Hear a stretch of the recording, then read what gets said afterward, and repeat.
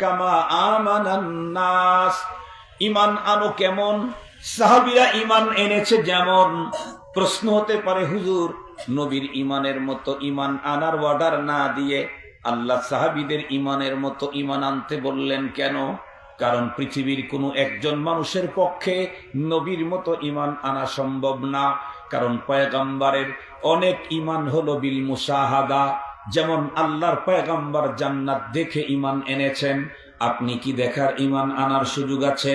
আল্লাহর পয়গম্বর জাহান্নাম দেখে ঈমান এনেছেন, জান্নাত দেখে ঈমান এনেছেন, রব্বুল আলামিনকে নিজে দেখে তার ঈমান।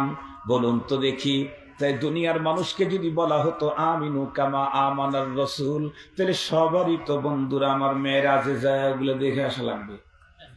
বুঝেন নাই? বুঝছেন? এজন্য আল্লাহ তাআলা নবীর ঈমানের মতো ঈমান আনতে বলেন না, এটা সম্ভব না, এটা সম্ভব নয়। ঈমান আনতে হবে সাহাবীদের মতো, তাদের ঈমান বিল গায়েব। কথা বলেন না? সিদ্দিক আকবরও দেখা ঈমান আনেন নাই, হযরত ওমর ফারুক দেখা ঈমান আনেন নাই। খুব ভালো করে বুঝবেন মজার কথা। জিবরাইল আমিন পয়গম্বর সাল্লাল্লাহু আলাইহি ওয়াসাল্লাম বলেন, আমি যখন জান্নাতের গেট দিয়ে বিসমিল্লাহ বলে